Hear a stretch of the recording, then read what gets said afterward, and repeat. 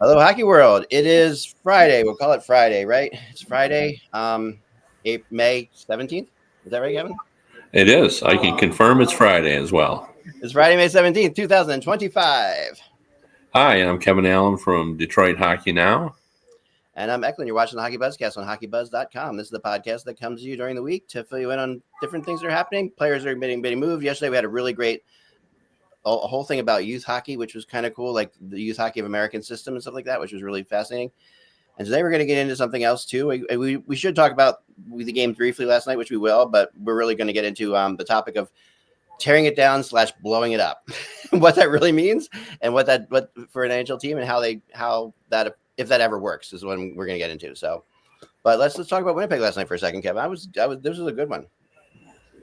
Yeah, I mean, I had sort of given up on Winnipeg, to be honest with you. I mean, I thought Dallas had sort of had it under control and figured out how to deal with that. But I mean, Winnipeg had a great season. They showed they have everything you need to be successful in the postseason, and they got it all together again last night. So there's still a ways to go if you're Winnipeg, but they didn't surrender. I saw no white flag last night. Yeah. Oh, you saw lots of white there. Yeah. Yes, we did. There may have been a white flag in the arena with everyone wearing white. We don't know. We could really been. Yeah, exactly. But yeah, they do the white out in Winnipeg for those, I finding out recently we're having new people watching the podcast that are, not as familiar with hockey as usual, which is interesting. I think we got we must have gotten promoted by Apple or something like that. So it's kind of interesting. So it's kind of cool. So yeah, the whiteout in Winnipeg, what they do is they all just wear white when they're playing at home, which used to be kind of cool because the team would wear white as well. But now it's a little confusing because teams wear their dark uniforms at home, so they're wearing blue, and the opponent is wearing white. But still, I think it's just with Winnipeg, it's just like feels like a cold town where there should be snow. It just makes sense, right? Yeah, I mean, I think it's one of the better traditions, and I don't want to say. I like traditions that happen organically, that that no marketing group came up with them. Although, as I recall, the whiteout was, a team type idea at first. But I mean, I think fans embraced it, and the fans are behind it. It's not something I think fans like to do it. So I like the tradition. I think it's fun. We have certain things that we, that have been established that I think everybody sort of sees as symbolic of postseason hockey, beards and the hockey beards. With that, and what I like best about that is, not every male can grow a good beard, so we just have I can't grow a good beard. All great levels of beards in the postseason. We have really bad beards, and we have just Civil War beards. We have. I know. I saw somebody the other day. The big giant beards, and I tried because I thought it'd be fun to try to grow a beard this year. It all comes in gray, first of all, for me. So that was like, I don't want to look any older than I already am. But it's horrible. It's like, so I just can't do it. I can't do it. And it's annoying to me. Like, I find it very annoying. And you have a beard mustache. You're okay with this, right? Yeah. I mean, as you get older, you just find, especially now when there's, I don't have any games to go to. I don't go out in public much. So, you just don't shave for 4 or 5 days and you look like this. And then, I'll have something to go to, a function, and I'll shave. And then, I'll look for it's just kind of an old man beard, where you just don't feel like shaving. So I couldn't get there in 4 or 5 weeks where you are right now, Kev. So that's very impressive.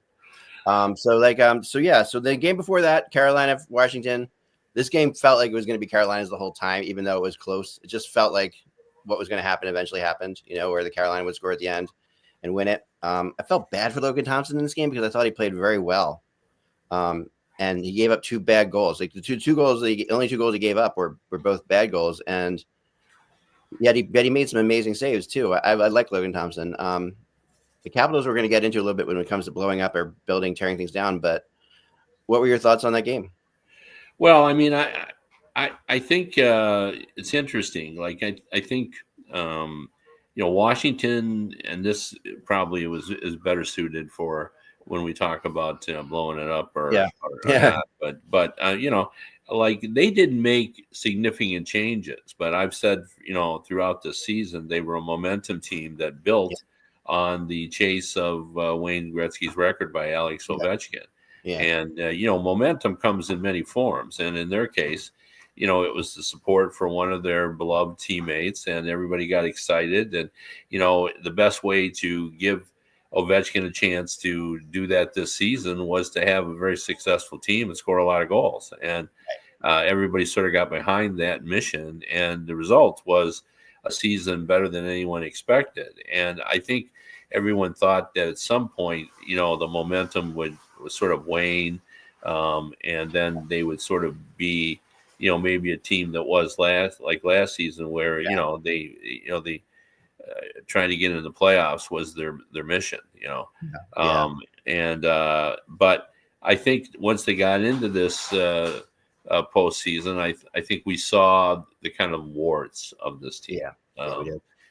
So, and I think that's probably what we've seen in the series against Carolina, because let's face it, like Carolina, I thought they underperformed for much of the season. They didn't look as strong as they've looked in the past, and the fact they went out to get Rantanen, to me, symbolized that they didn't have faith that they were going to be able to score enough goals, and and so forth. Now, saying they're not as good as they were in the past, they're still a good team.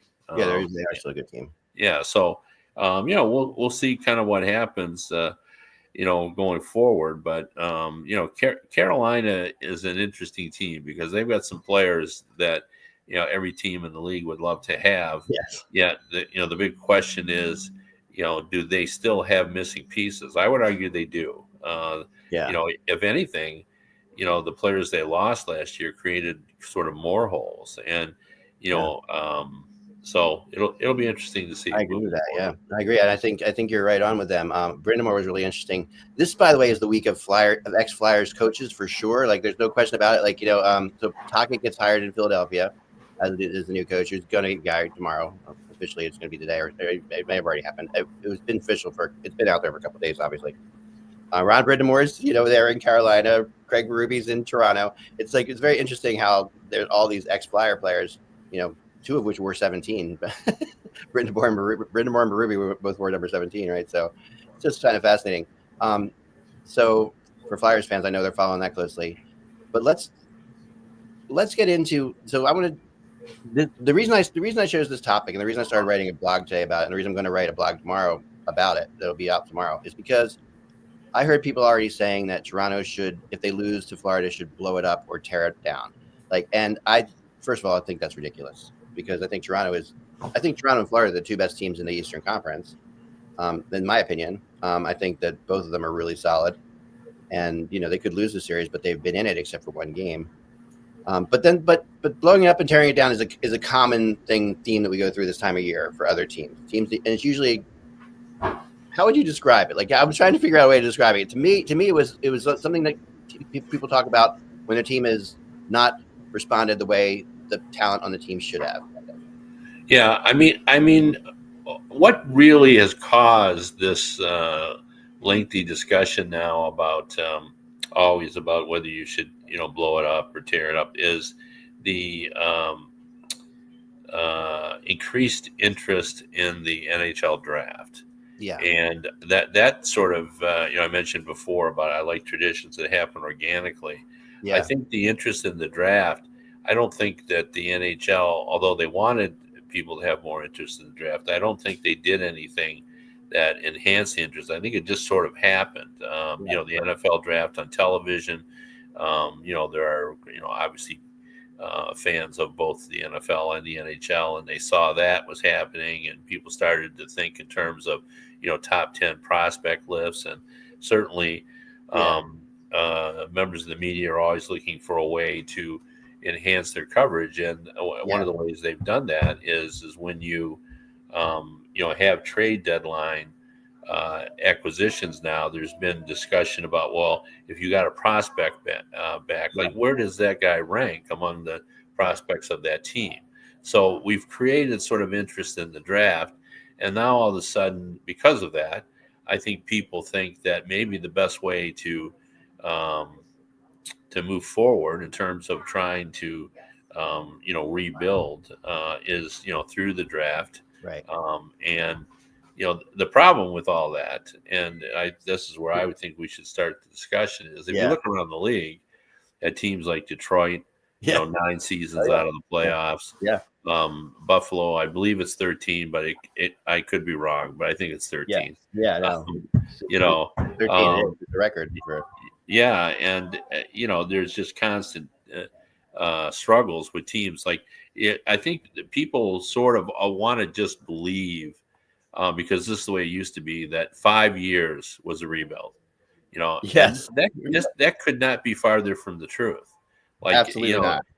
I mean, and I'll just give an example, especially if you're building primarily through the draft, because Yzerman, has drafted well for 6 years, and he has 4 of those. So he's got Sider, Raymond, Casper, and Edmondson. He's got 4 of those players on his team. Right, and they're all good players. They're all really good players. That's right. Yeah. They're all really good players. And yet it doesn't feel like he's any closer than he was, 5 years ago. It just takes time. And because of that, I think, that's not the way to go. And because this increased interest in the draft also comes at a time when members of the media and people who are interested in the game are taking deep dives into how long the impact of the draft. And, we've uncovered some real nuggets. Like, for example, that, we used to be able to say, okay, well, you got a 70% chance of getting someone, a player, out of that first round. But people who have done deeper dives have broken that down further. And what they say is, I've read one of the studies that someone had done, and, if you pick in the top 15, okay, then you've got an 80+% chance of getting a player. Right. So that's good. But the reason that, because it really is around 70% overall, is because after that, pick 16 to 32, you got somewhere between 40 and a 50% chance of getting a player. Now that's remarkable. I mean, a first round pick. And now I think now teams are looking at that, and I say that based on what even happened this year. And there were no teams that had a chance to pick in the top 15 traded away their draft pick before the trade deadline. Right. 9 of the teams between 20 and 30 traded their draft pick. So I think teams are starting to realize that.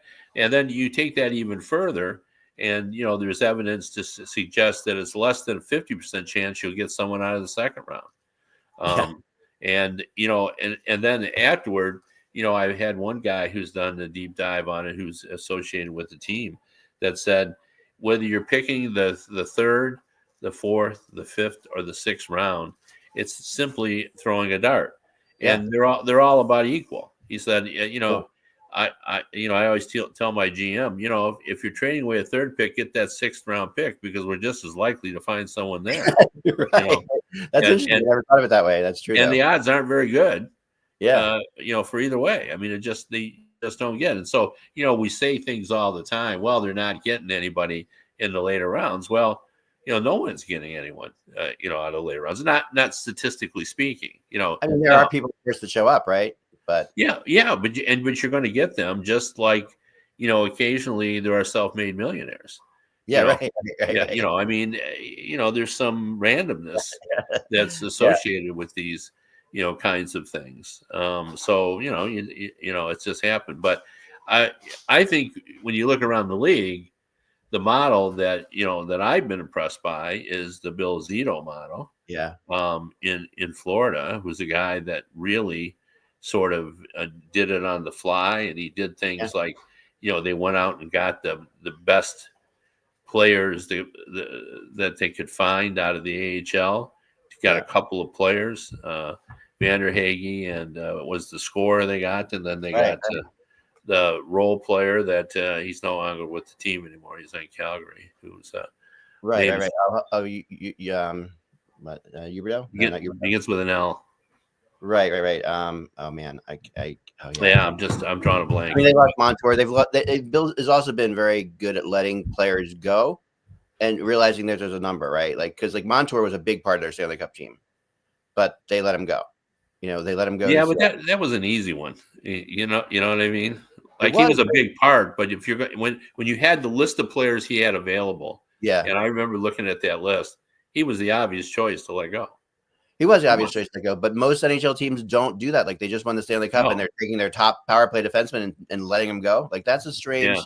That's a strange move for most teams. But this is why I wonder seriously about Bennett this summer, because I think Bennett might be pricing himself out of Florida as well. And and I think that, I mean, remember, Bill, this is also like what I was going to say about your draft thing is that to the amount of money that's spent on scouts to try to master that randomness you're talking about, it's just it's unbelievable. Like really.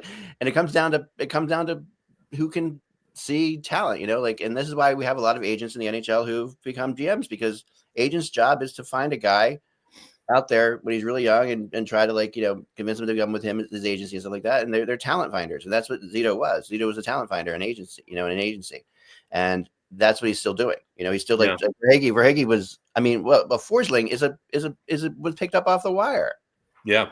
And that's that these are, but he knows, but Zito sees the guy is talented.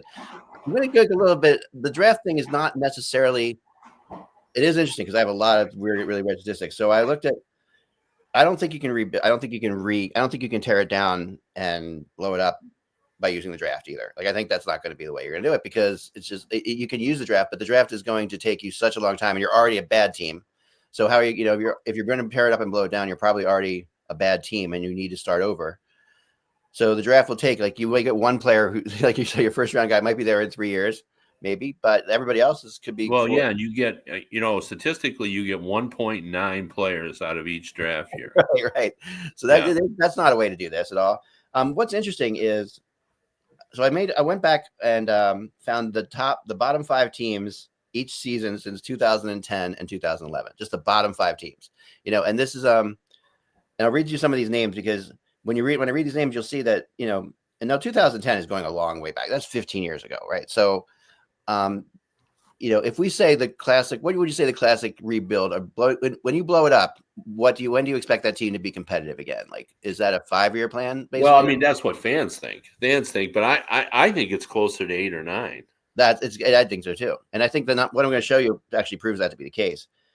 They go in and like, so I'm just going to read these teams. These are the bottom 5 teams from 2010 and 11, the Islanders, the Senators, the Panthers, Colorado, and the Oilers, right? So that's 15 years ago, granted. So but 3 of those teams, in Florida, Colorado, and Edmonton have all been very competitive. And, but it took a while for Edmonton. And, but they were not, the Panthers were not competitive off the rebuild. No, not at all. No, they were, it took them, they weren't a factor until Zito took over, really. They were, correct, because they were kind of like a bubble playoff team at times, but they weren't really, a factor. Sometimes they finished often they finished 5th or 6th in their division in the Atlantic at that point. Right. So, yeah. So, and you go like, so if I go you go through these teams, like I'm not going to tell you the year. I'm just going to name the teams, other teams that are on this list, like Nashville, Tampa, again, Islanders, Calgary, Edmonton, Florida, Buffalo, Carolina, Toronto, Edmonton, Arizona, Buffalo, Calgary, Columbus, Vancouver, Edmonton, Toronto. That's 15-16. So that's 9 years ago. Toronto took how many years to be competitive after that? Like probably 7 or 8 years. Like, I would say. Yeah, I mean, yeah. Plus, it's hard to, Ken Holland was just hired in L.A. and I listened to his press conference, and they asked him whether he felt the pressure to win, and he says define winning.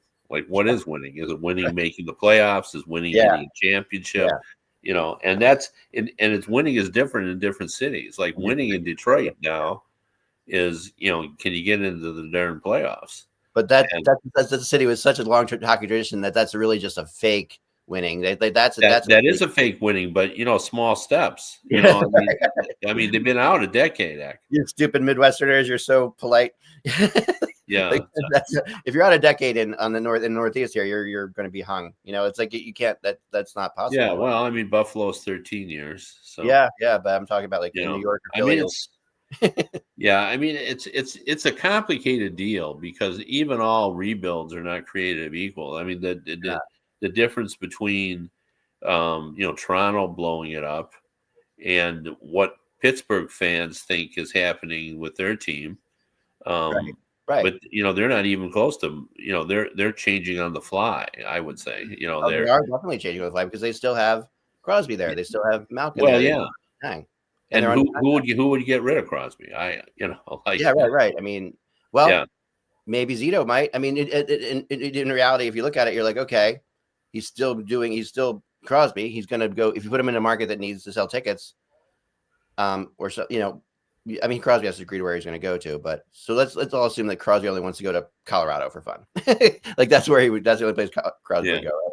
I mean, you could get a lot for him for sure, and you're not going to get a lot for him in a couple of years from now. So it depends on how you look at it, right? So, but there's also that thing that teams have of like, life for players, like Yzerman was in Detroit, where players have to be, where, there's something to that. I think that builds your franchise's general well-being and happiness, like throughout the league, that people want to come there. Like it's amazing just in the last couple of days, the agents I've talked to who now want to come to the Flyers because Rick Tockett's here versus when Tortorella was here. Like that's a huge difference. Like it's couldn't be more black and white than that. Like people love playing for Tocchet and hate playing for Tortorella, right? So that's like, it's a really basic thing, but yeah. So how do you do it? So when they go through this, like I see, so even recently, like even go back to like 2020, Vancouver, Columbus, New Jersey, Anaheim, Buffalo. None of those have really had success. Then 2021, 22, this is only like now we're 4 years ago, New Jersey, Philadelphia, Seattle, Arizona, Montreal. Then we have Montreal, San Jose, Chicago, Columbus, and Anaheim. Montreal, Anaheim, Columbus, Chicago, San Jose, and then Anaheim, Seattle, Nashville, Chicago, San Jose, which was this year, right? So those teams, none of those teams are anywhere close to being like really seriously cup competitors. I mean, and we say Vancouver might be the closest, Montreal might be closest, but here, I'll ask you this question because I think it's a relevant question, and I bet we have different answers. Okay, who was the last team that really rebuilt through the draft and went from being a horrible team to champions? In my opinion, that would be Tampa. I would say Chicago. Chicago, okay. Yeah. I mean, so yeah, Tampa wasn't bad for long, but they were pretty bad for a while there, and they got some.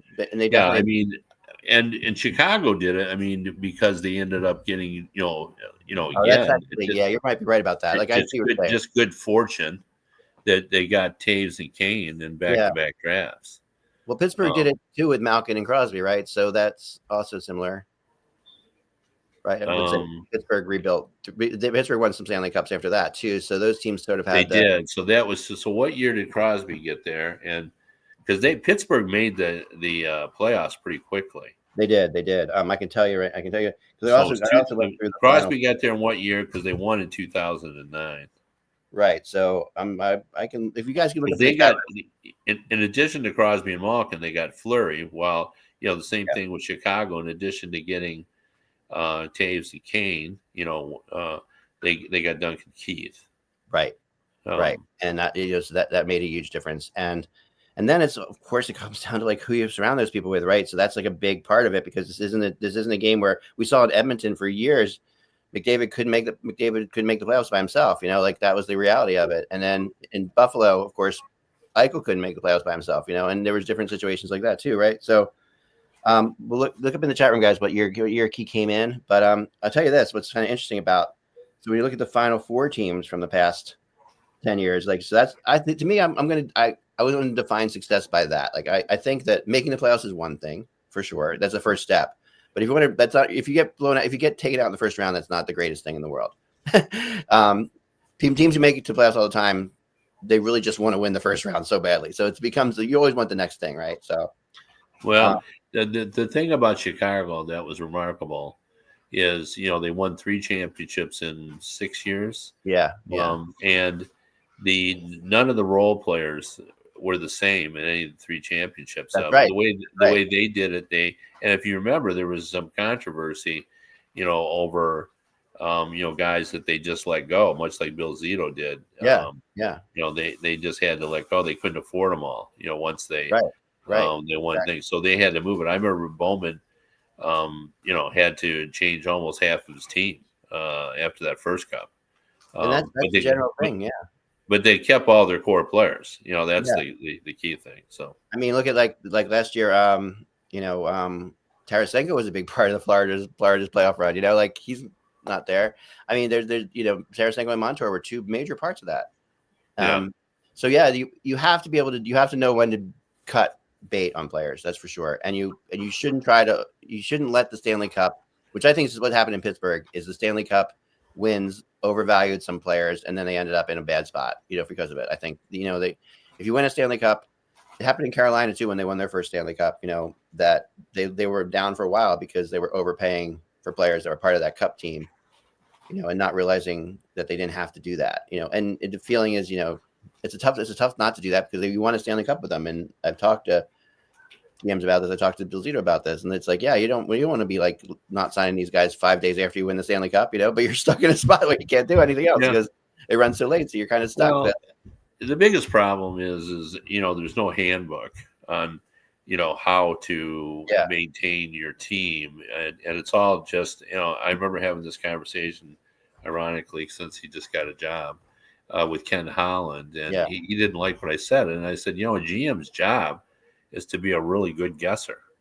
Yeah. I mean, because you've got to guess. You've got to guess on which guys you should bring back. Yeah. You got to guess on which goalie you should sign. It's just guesswork. Now it's educated guesswork. Yeah. But that's the way life is. You got to make exactly decisions. Right. I mean, you have to get and you also have to be a politician. I mean, that's the other thing too. Like you have to, like Yzerman has had to keep the fan base okay with what's gone on there. He's had to do that somehow. And well, I don't think he's doing a good job of that because fans are. Yeah. Well, after a while, you just can't. You can't keep telling people that prices are going to come down. If they don't, they don't. Like that's. Yeah. No, it's hard. I mean, even as members of the media, you have to make decisions. Like, I think, the way I see what Yzerman has done is I think he's done a terrific job of drafting. All the players, every time he brings a player up that, he drafted, they have an impact, and they're good players. I mean, there's 4 players. There's Marco Kasper, who this season got his chance. Yeah. Like he's a legitimate top 6 forward who's, second on the team and hits. Like he's hard to play against. Edmondson's a giant defenseman. Seider is a premium player, is captain of the German national team. But where he's not done as good a job is, signing free agents. Now, again, it's sometimes, you get what you can get. Like he can't get players because his team isn't any good. So right. Although that is a team that if you start to be good, you can get players to go to. Like that's like Philadelphia. Philadelphia that way is the same way. Like, Philadelphia, they often call the original 7. The Flyers are the part of the original 7. That's the thing I've heard around the league. And it's that people consider the Flyers the next thing in after the original 6, right? But yeah, you have to. It's a place people want to play, and that there's no. Buffalo is actually a place people like to play, and if they're good, it's a different world. But people can't remember when it was they were good. But I remember, I think more players go back to Buffalo in the off season that used to play there than almost any place else. Like that's one of those places that I know players who go back there all the time. Yeah. Well, I mean, it's the landscape has changed in terms of what players are looking for. In the old days, you wanted a chance to win, and it was much easier. Like when I first started covering the league in the 80s, at the start of every year, there were only 21 teams in the league, but you could identify the 5 teams that had the best chance of winning the cup. It wasn't that hard. But over time, when because of salary cap injection, all of a sudden, there was parity in the league, and now it's impossible, and it is for the players as well. So, what used to be a driving force in their decisions now has sort of evolved into other things. Like now, there's a discussion about, all right, who's the coach there? What guys am I likely to play with? What will my role be? What kind of city is it for my family?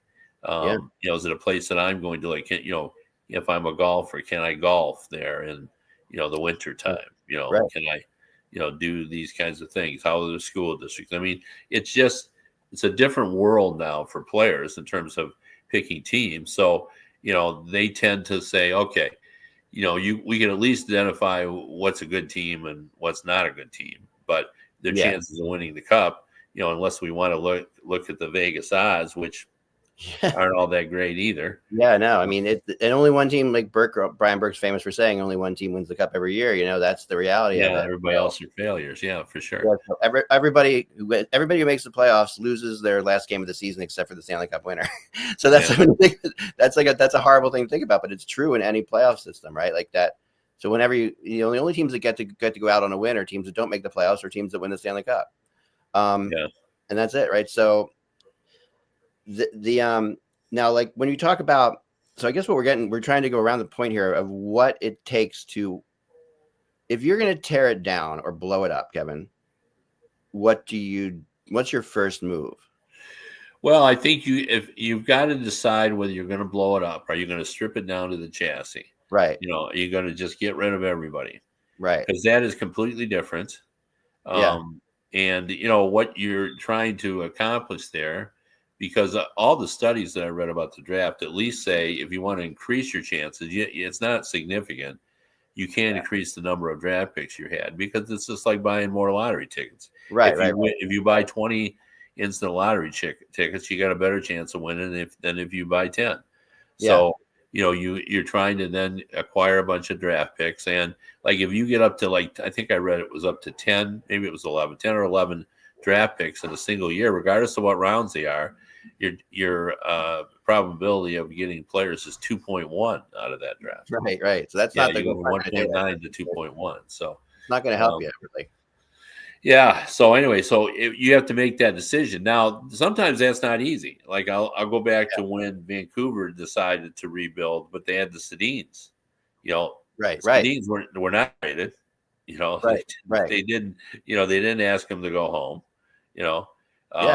They just built around them, and there are some teams that are willing to do that. I mean, essentially Kyle Dubas.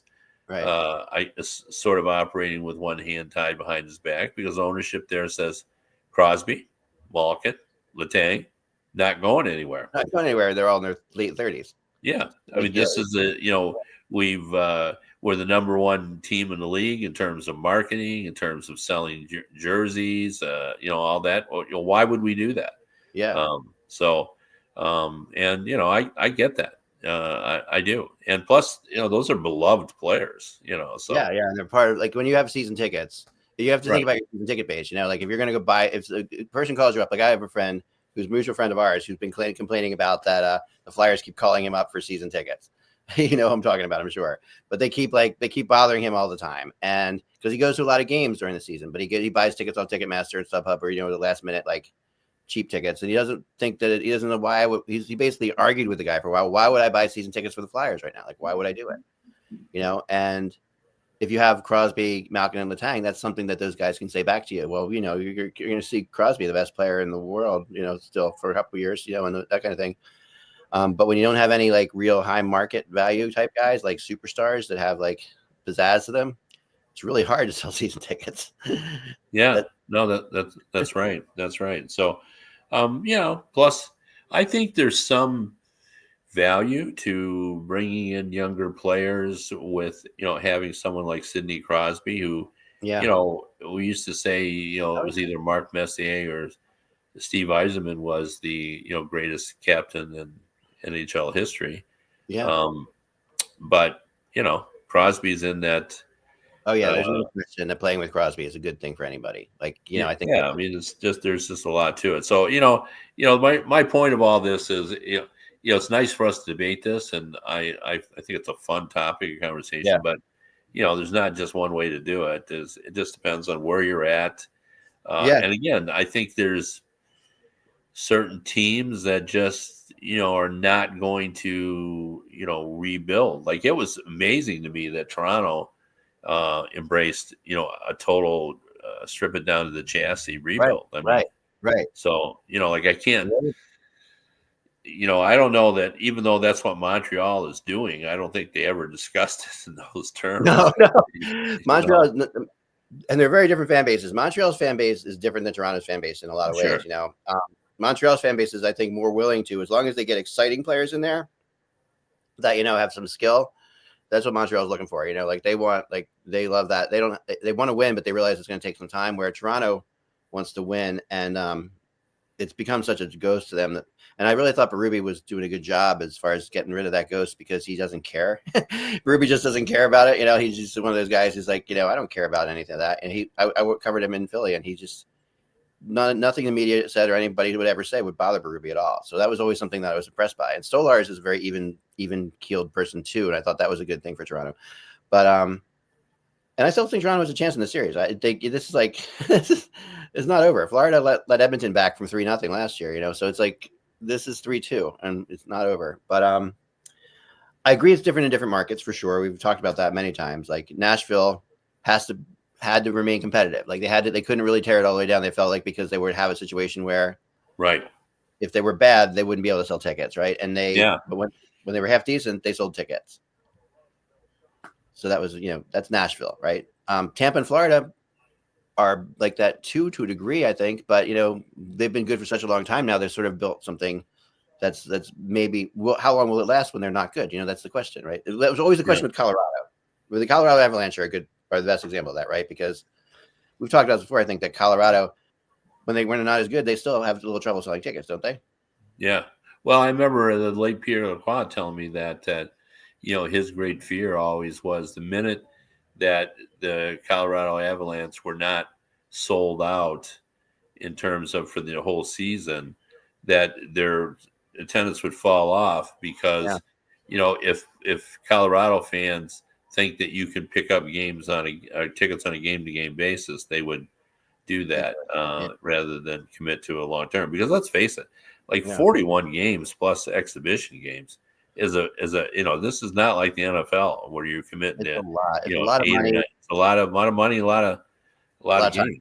A lot of time, and then when you're selling tickets, that's also a hassle. Like that's becomes a thing that you don't want to deal with, because some people will buy tickets just to get the playoff tickets, and then they end up selling the tickets through the year. And that used to be, I think you have worse chance now that there's all these places like StubHub and out there where people are going to undercut you in price all the time. So they're going to sell the tickets for half the face value at some point. You're not going to ever make your money back on those things. That's true. Yeah. I mean, the best way I think people do it now is they form little groups. And they divvy the tickets out, which has always been there. We did that with our friends when we were for a while too. But and then that's always, because no one can really. It's hard to just like put down $5,000 a year or whatever for whatever it's going to be for tickets. That's just something that might be even low. I don't even know what it is now. When you put it like that, it seems nuts. That's right. I mean, I think that's about right. But I remember talking to somebody in Colorado, and they said we are this far from being the Colorado. We're the Colorado Avalanche now, but we could be the Colorado Rockies very quickly. And and that's of course a team that failed there. And New Jersey. So. Yeah, that's the situation. Well, I mean, again, I just because it's fresh in my mind. The press conference with Ken Holland, when they asked him about did he feel, pressure, and he said, I came from Detroit where we had a quarter-century playoff streak, and then I came from Edmonton where the expectations are high all the time. So no, I won't pressure. But then he said, however, I do understand that. To remain relevant in Los Angeles, the Kings have to win because they got a lot going on. They got the Lakers, they got the Dodgers, right? And there's just so much going on. So the fight for the entertainment dollar in LA is a heated one. So I do understand that. Devils face that too, right? And the Rangers and the Islanders face that. It's the same kind of thing. Yeah. And the Devils I think it hurts the Devils the most, but the Devils have been very good at marketing to North Jersey and Central Jersey, which is good, And the Islanders, and Long Island is not Manhattan, so they all have their own little thing, But it's definitely doesn't make it easier for them for sure. Right. When I look around at other teams, that Vancouver is a team that comes to mind a lot because of all the turmoil they had. They've lost their coach now, who they tried to sign. He didn't want to go there, right? So that's. And I think a lot of that had to do with the Elias Peterson, Miller situation earlier that Taka didn't want to go back. But because I think Taka was on the other side. I think Taka wanted to keep Miller. I mean, honestly what I've heard. So Yeah, well, let's take a stab at you and I yeah, trying to figure out the best way to rebuild. And yeah, I do have some thoughts on it. I mean, yeah. and Let's a do lot that. of it is based on my observations. Right, And some of the things like you just talked about, like being, don't fall in love with your players. I mean, I've heard yeah, that from general managers through the years, that you got to draw a hard line, and yeah. you can't, you got to pay them for what's ahead and not what they've already done, which Right. is really the hardest It's thing. just really that's not how people are paid. Obviously, Yeah, people are paid no, on what they yeah, did. we can't pay you for that cup that we won 2 years ago. Right, right. It's going to pay you. You were a top six forward, and now you're a third liner. So Yeah, yeah. that sort of thing. But anyway, the approach to me is the one that Zito has with some modifications. Like he had some players that were already on the team that were good, good players. Now that Yeah. he didn't announce as the Leafs did, like there's like we're moving everybody and their brother. Right. Years of pain ahead. Yeah, years of pain ahead. He didn't do that. No. He established his core. Right. So, and the size of that will be different in all areas. Yeah. I mean, and pretty much everybody kind of does that. I'm trying to think, but Detroit, they already sort of had Larkin when Yzerman got there, and he didn't move Well, out Larkin. here's the thing that excuse me interrupting, but I think what you're getting at, and that's something I've thought about as well, is are you building for a team to be competitive every year, or are you just trying to get back there, right? So that's like I think in Detroit, I thought Yzerman was building for a team that would be competitive every year. Well, Right? he's building for a championship team. Right. That's what he said. I mean, you're trying to build all that way. So Yeah. but anyway, so I do think that is totally acceptable, and I think it's really the only way to approach it, which I think cuts years off the rebuild. Yeah, it does. If you can establish and have, as Florida did, some players, whether it's 3 or 4 or 2 or 5, and have those players and have that in your mind. Plus, what it's going to cost to maintain them. So you got some cost certainty, which I think is okay, Right. as well. So I start with those, but you have to hope you're bad enough to get a top draft pick. Well, you have to hope you're bad enough, because I mean they never got a top pick. I mean, they really Florida didn't. Well, I mean, I think it helps for sure. For sure, it helps, and you want to get that. And those players are but those players, even the top 5 players, anything could happen, right? Like that's a situation. You can't put too much stake in that, because you're depending too much on one player saving your franchise, and that's too much pressure put on one player. But you like, I think tanking is an acceptable strategy now. Yeah, I don't. Yeah, I think people just expect that, because you got to get down low enough to at least get a good player. No. So there's no doubt here in Detroit, and every fan would certainly think that one of the reasons why it's taken so long is the Red Wings have had zero luck in the draft lottery. Yeah. They've picked no earlier than 4, and they've been 6. There's most years they've moved down. Yeah, right. Yeah, and that's really cost them. So I do think there is an advantage to trying to get. Now, I don't think you got to get number 1 in every year, but you can't. The worst possible thing in the world is to be in the middle of the race. Yeah. I don't buy that argument, and this is why. I think that's where Florida was, right? Like if Florida was in the worst possible place they could be, and I think the only players left from when Zito came in would be like Ekblad and Barkov and Bob Brodsky, right? So those are 3 good players, right? Those and that's really all. It's really all you want. You don't want too many. You want like 3 or 4. And then he takes Huberdeau and moves him for Tkachuk. That's the big moment in Florida. Like that's the big moment that changes everything. Yeah. I mean, I'm going to get there on trades as well. Go ahead. Yeah, but the thing about it is you have to then utilize, once you get past a certain time, I think you got to utilize your picks to bring in veteran players, and that's what Zito has really done well. Yeah. He has real. I mean, and we've talked about this before. Vegas, does not believe in the draft. Right. Not at all. In terms of the draft, they're either atheist or agnostic. Yeah. Either they don't know enough to say one way or the other whether the draft is helpful, or they just don't believe in the draft. One or the other.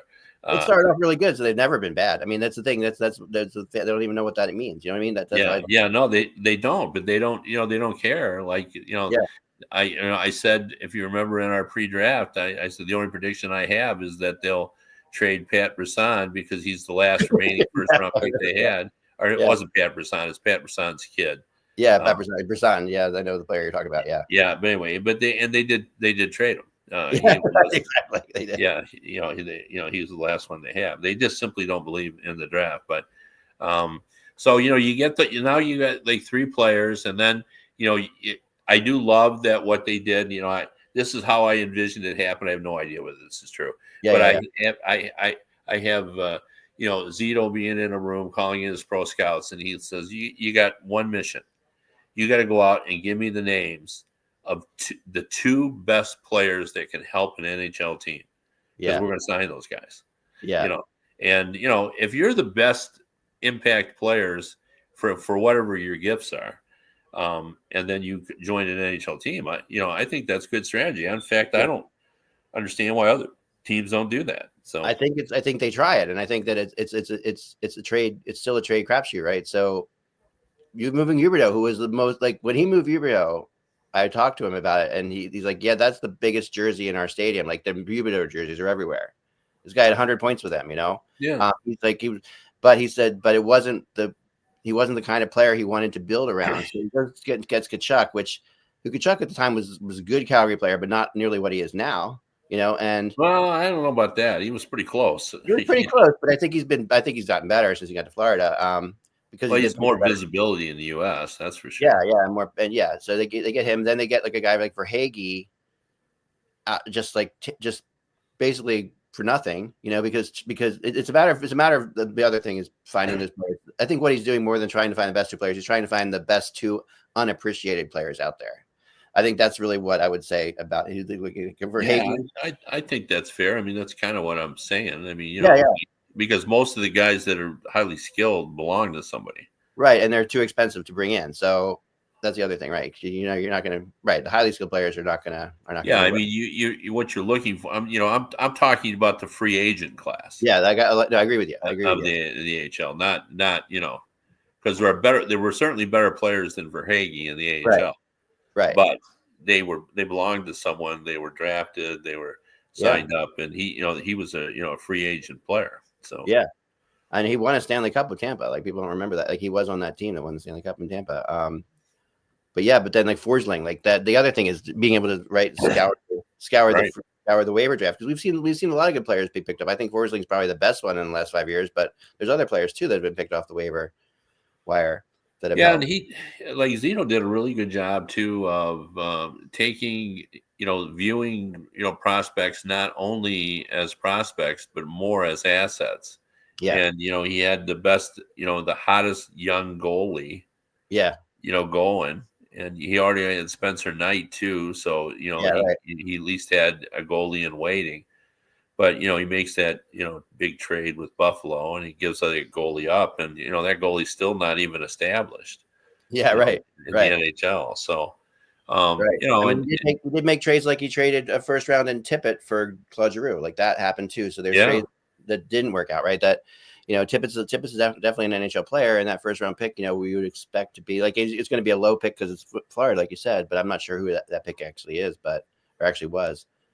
But yeah, and he doesn't believe in the draft either. Obviously, he's gotten rid of all his first round picks pretty much. No. So and I think that's generally what teams do when they're on the brink, right? When they feel like they're on the cusp of it, right? So, like you see that's when the trades happen, where you trade your first for something to fill in a space.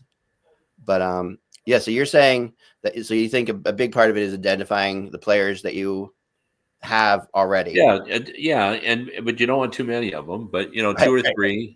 So that you got to start with, and also you need someone for the fans to identify with, guys that have been around, and you want someone, in the room that has been, knows where the best restaurants are and, Right, right. everything else. So, Barkov is perfect for that one, right? Barkov's yeah, perfect. yeah. So you got all that. And then, like I said, you got to find, I like the way you phrase that, underappreciated players, Yeah, guys that are in the group of, available, players that, people look at every year and pass over. And, right.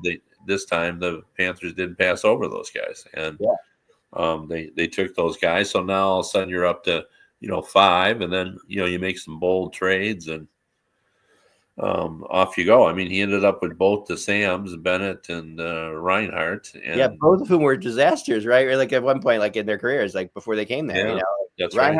Reinhardt was a huge in Buffalo. They couldn't give him away for a while, and Bennett was always falling below expectations in Calgary. So, yeah, I mean, a lot of it's also culture, right? So you have to build a culture around your team, and I think that's something that he's done really well in Florida, and I think that's something that Vegas has done pretty well too. Is build a culture, that players want to go there, and players, I mean, it shouldn't be hard to get players to go to Florida. As I've heard him say before, like, we do have a wonderful place to go. Come live, it's not a bad place to go to live in. If your team's winning, it's not a bad place. So they have the no taxes thing too, which helps them, of course. But for sure. But I don't think that's the whole thing of it, So when you look at teams like Vancouver, like who do you identify? Like Vancouver, Philadelphia, even Philadelphia's different because they're not a good team at all right now. But Vancouver was a team that I think we all kind of thought had something going for them, right? Like, and now they're going to should they let Besser go? Is that the guy you let go?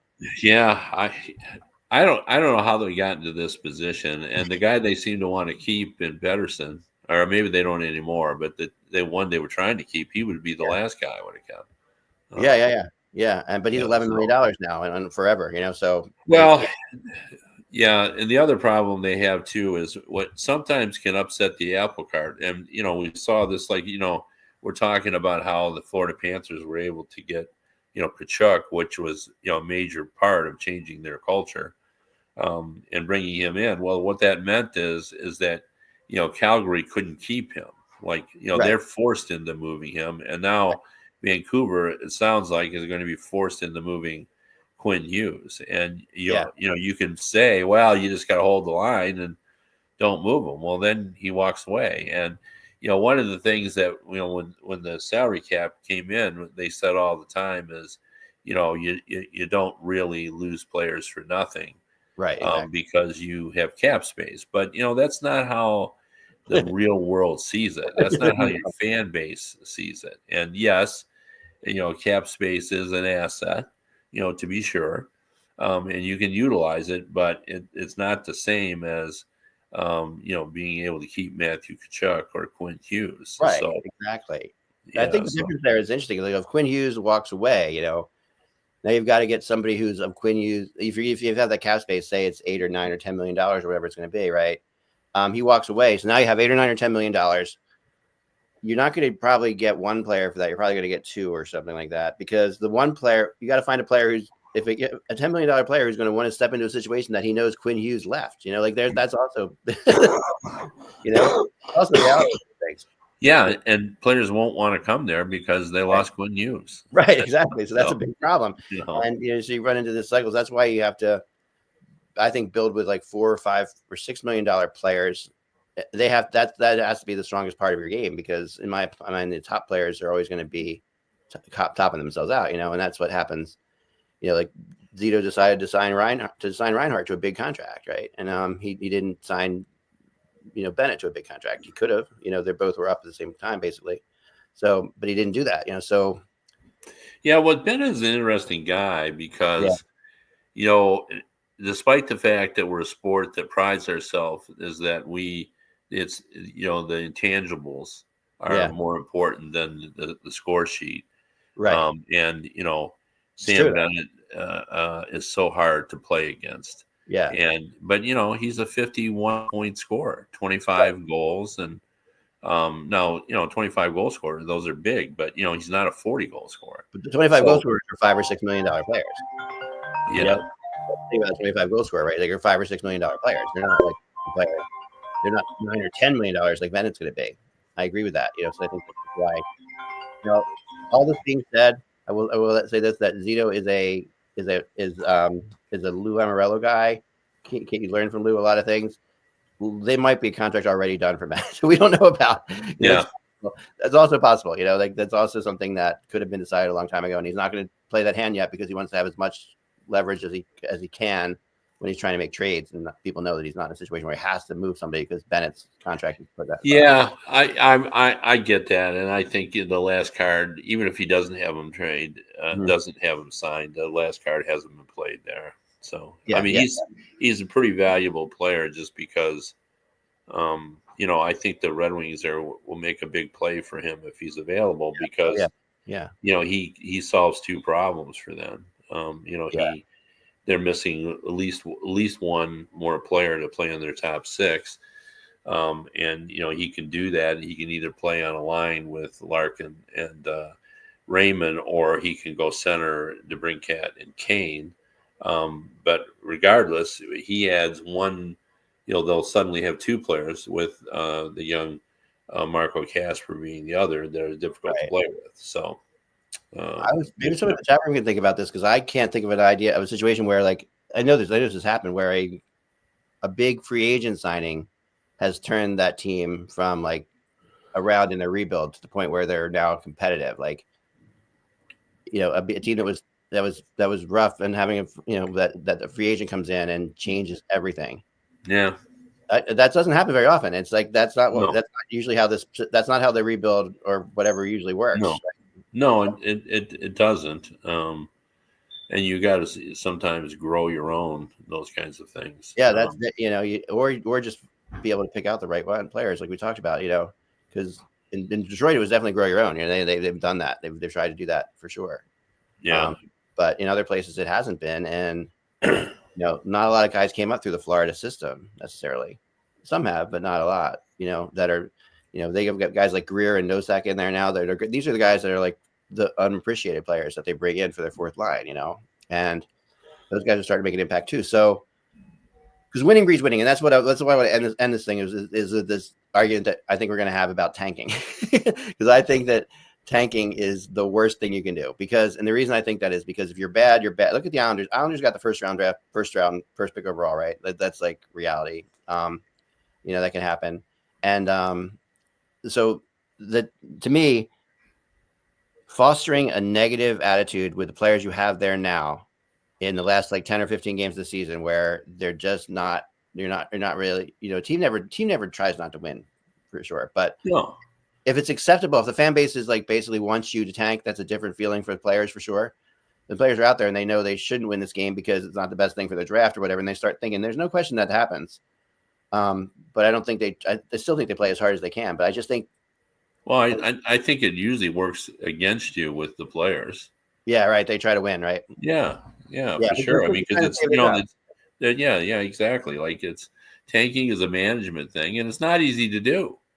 Like you try to do it if you're a GM, but you got to keep moving the players out. I mean, it was effective this year in Boston. They traded a bunch of guys at the trade deadline, and they lost a bunch of games. Yeah, which is kind of crazy, and it worked really well for them. And a lot of people were really mad about that because Boston has never tanked. That's a place that never does that, right? Yeah, but I mean, there's been polling on this, and a lot of fans support that. I mean, I realized that I had gotten too old with when it was in NFL, when my son and another relative who's like a son with me and my son-in-law were all in agreement that the Lions needed to lose games to get a quarterback. Right. And I don't view it like that. I've been following the Lions for 60 some years, and I don't regardless of the record, I want them to win the game that's being played on Sunday. So I get that, but I'm also trying to be realistic. Like not everybody thinks like me anymore. So watching cities like Toronto and Philly want their teams to lose is really disconcerting for me. Like in a lot of ways, it just rubs me the wrong way. it just makes like these, and I get the reality, but you're also just talking about the one player. You're talking about that one pick, and to me, that one pick could be great, could be not great, and the losing attitude around a team, like if a GM's moving players out, then the team starts losing all the time. The players there, and this is what happened in Edmonton, in my opinion, and Toronto for a long time, was that they just got used to losing, right? So that they couldn't turn it around. At some point, tanking became, and Buffalo, they don't want to tank anymore. Like that's a city that doesn't care about tanking at all, which is interesting because they're like, with enough of that, we've done that. Well, they're well beyond tanking. They haven't talked about tanking there in several I know, years. but you'd think they would, because like any other team that has their record or whatever going towards the end of the season would be tanking, right? So they don't know. But I mean, that to me goes against the idea of tanking. The idea of tanking is at the start of your demolition. I mean, they're well into their rebuild. They have a lot of good young prospects. The last thing in the world they want is to